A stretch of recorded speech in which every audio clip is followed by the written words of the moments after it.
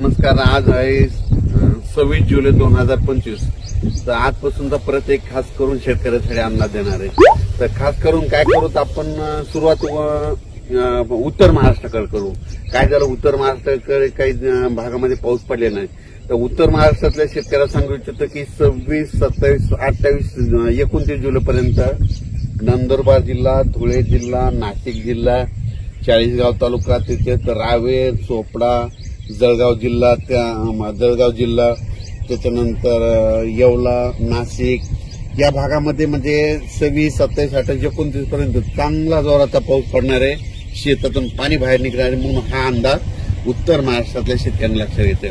त्याच्यानंतर काय झालं की पश्चिम महाराष्ट्रामध्ये सोलापूर जिल्हा, सांगली जिल्हा, अहिल्यानगरचा काही भाग या भागामध्ये पाऊस पडले नाही. तर आज 26 तारखेला म्हणजे आज अहिल्यानगर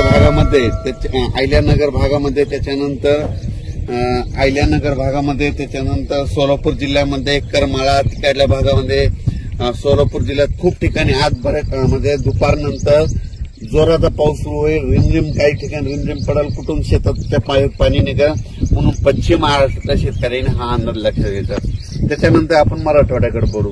मराठवाड्याकडे सांगायचं झालं तर लातूर जिल्हा, धाराशिव जिल्हा, बीड जिल्हा, परभणी जिल्हा, जालना जिल्हा, संभाजीनगर, नांदेड, हिंगोली या जिल्ह्यामध्ये म्हणजे आज 26, 27, 28 पर्यंत चांगला दुपारनंतर जोरजोरानं पाऊस येईल.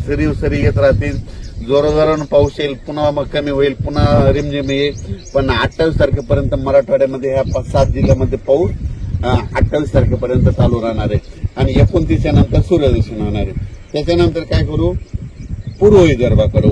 पूर्व विदर्भामध्ये वर्धा, नागपूर, भंडारा, अमरावती, अकोला, बुलढाणा, त्याच्यानंतर वाशिम, यवतमाळ या भागामध्ये 26, 27, 28, 29 तारखे 1-2 तारखेपर्यंत ह्या पट्ट्यामध्ये पूर्व विदर्भामध्ये ह्या भागामध्ये पाऊस असणार आहे म्हणून हा अंदाज लक्षात येतात.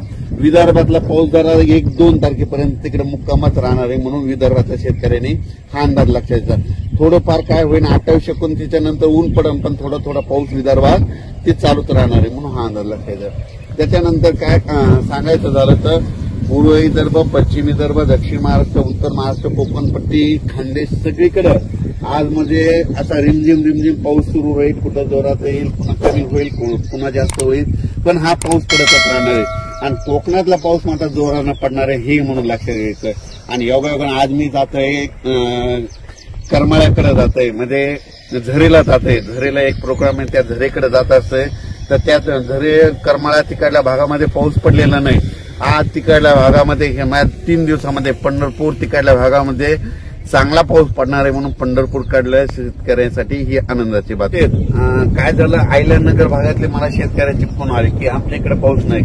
तर त्यांना मी कालच काय झालं, एका सुरेश चव्हाण मित्र आहेत म्हणून त्यांना एका आयडिओरिकडमध्ये सांगितलं तुमचं श्रीरामपूर, शिर्डी, राहता, गंगापूर, वैजापूर, नेवासा, राहुरी ह्या भागामध्ये आज चांगला पाऊस पडणार आहे. म्हणजे आता सुरू झालेला असेल पण दुपारनंतर आणखी जोराचा पाऊस पडणार आहे म्हणून अहिल्यानगर भागातल्या सर्व शेतकऱ्यांनी हे अंदाज लक्षात घ्या. काही चिंता करू नका. तुमच्या अहिल्यानगर भागामध्ये सगळीकडे आज उद्या परवामध्ये 26, 27, 28 पर्यंत चांगला पाऊस पडेल. शेताच्या पाणी बाहेर निघणार, तुमचं पीक मात्र जे सुकायले त्याला जीवदान भेटणार आहे म्हणून हे अहिल्यानगरच्या खास करून शेतकऱ्यांनी अंदाज लक्षात घ्यायचा.